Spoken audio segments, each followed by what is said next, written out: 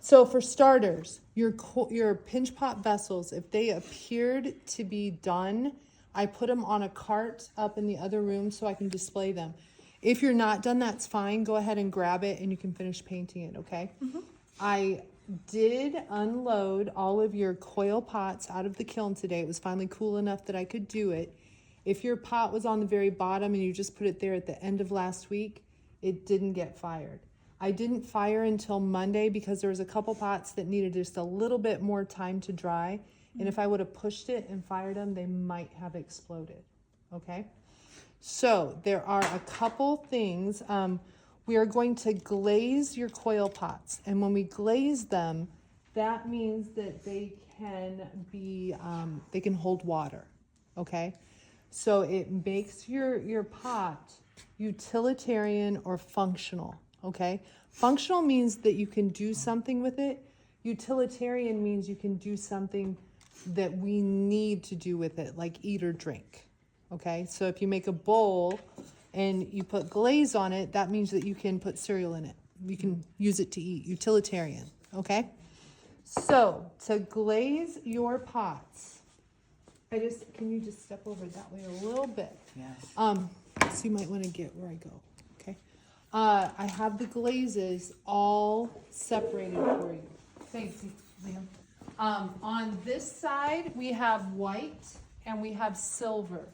Then we have red and pink. We have orange and brown.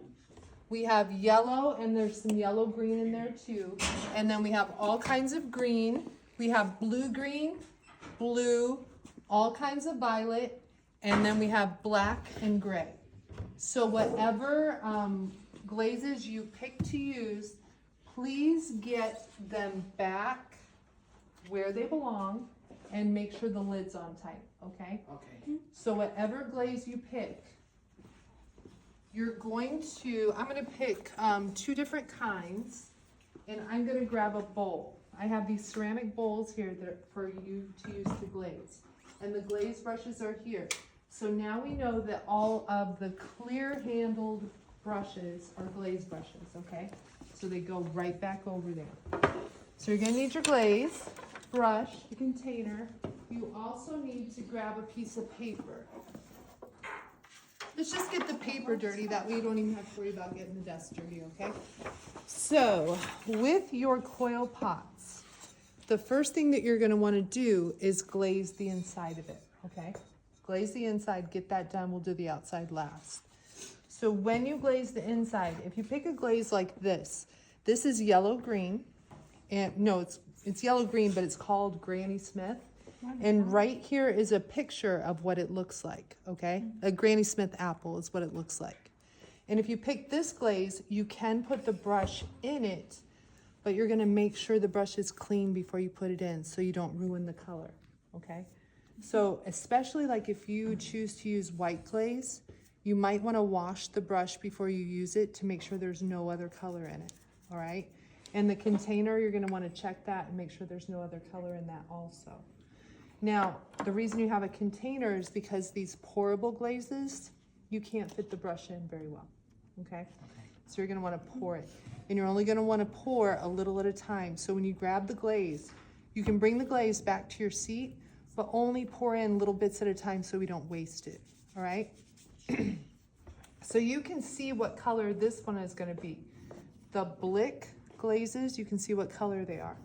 But these Mako glazes, Mako, M-A-Y-C-O, and Valeria, can you do me a favor? I want to show you how to check the color of this glaze, all right? So, can you type in something for me?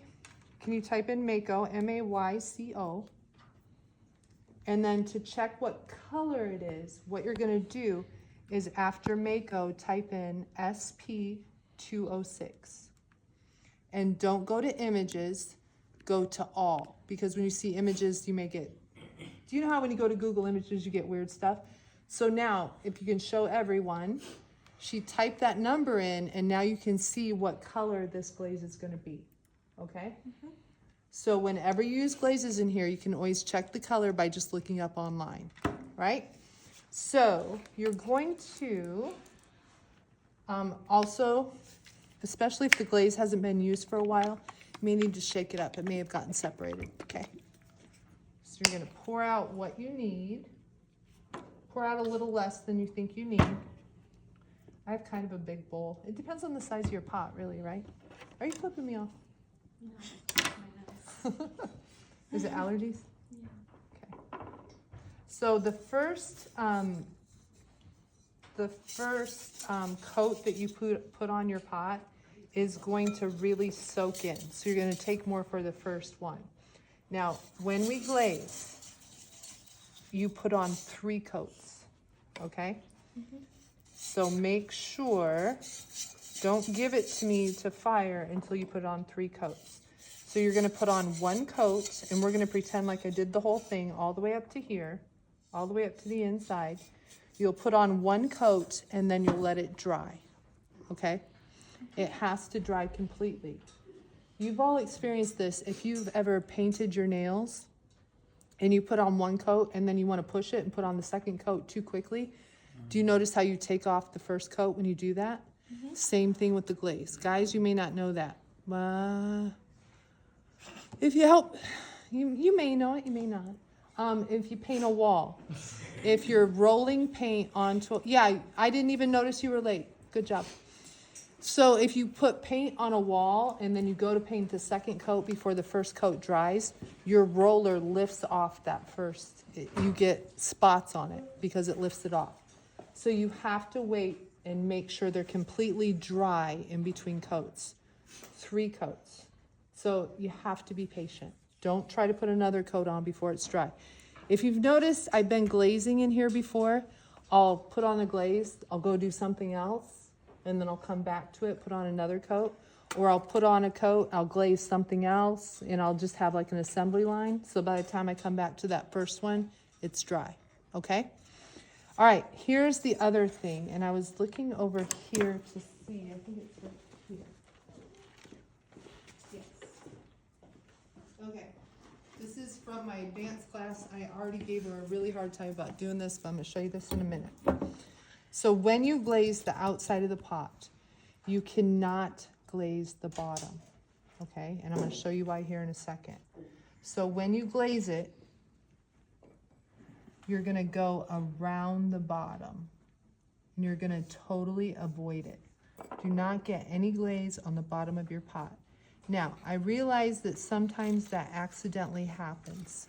And so if it does, you're gonna get a sponge, a damp sponge, and you're gonna get that glaze off. Because the glaze is going to turn into glass and it's gonna make your pot really shiny. And that glass will fuse with the kiln. Mm-hmm. Yeah. And we don't want that to happen. So you want to totally go around and avoid the bottom. This is what happens if you put glaze on the bottom of the pot. Oh. It fused to my kiln shelf. So what you see, this is the kiln wash on my shelf, and she ruined her pot, okay? You can't get that off. It's just done. This glaze is absolutely beautiful. She did a beautiful job. She just should have stopped and not glazed all the way to the bottom, okay? So do not do that. I just took this out of the kiln today, and that's what happened. Do not do it. Our glaze don't drip as much as this one, so she should have stopped like 1/8 of an inch before the bottom because it drips so much. So you are probably not going to get your pot glazed in one class period because you have to wait for it to dry. So now that you don't have them on a board, they'll probably fit in your locker. If they don't fit in your locker, remember we have the shelves. You can put it on the cart if you need to, and we also have counter space back there, okay? So, another thing, my daughter's coming to visit next week, so there's going to be a lot of days I'm not here, so I'm going to introduce the next project on Friday. The next project is, oh, I want to tell you something more about this, is going to be, you're going to paint the letter A's, but I have a link on Clever that I'm going to have you pick an artistic style that you're going to use to paint it. But you can paint whatever you want, but I want you to use a style, and I'll tell you more about that. But when you paint the A's, I want you to paint them the same way that I want you to paint everything. Remember when you did your linear perspective, I wanted you to start in the background and work your way up to the front of the painting.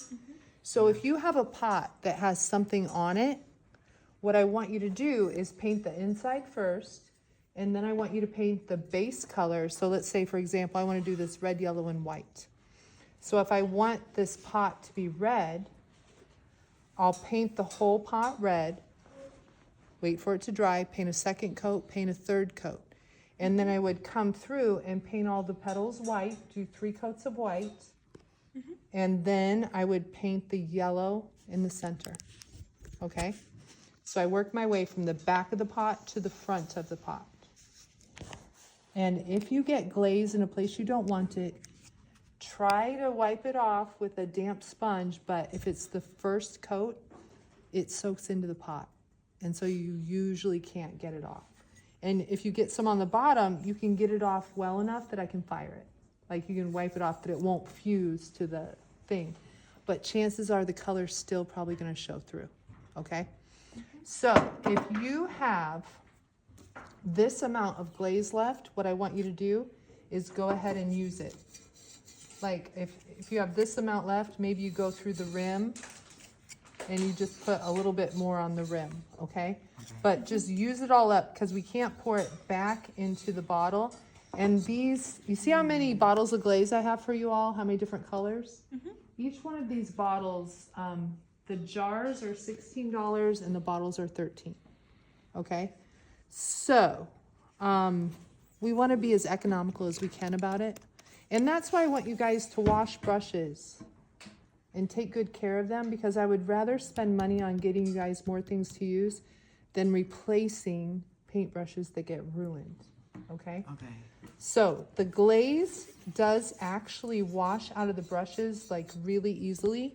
So when you're all done, I want you to come over here and still use the buckets though, because we don't want to get stuff down the drains. And use your brush to clean your jar. And then pull your bristles apart so you can get all of that glaze out of there. And like I said, they clean really easily. Now, and then every time I put a brush away, I clean it up and I make it nice and neat. Put it back here. And then, like I said, when you go to grab a jar or a container to put your glaze in, make sure that the person before you cleaned it. And just to be sure, you may want to wash your brush again, okay?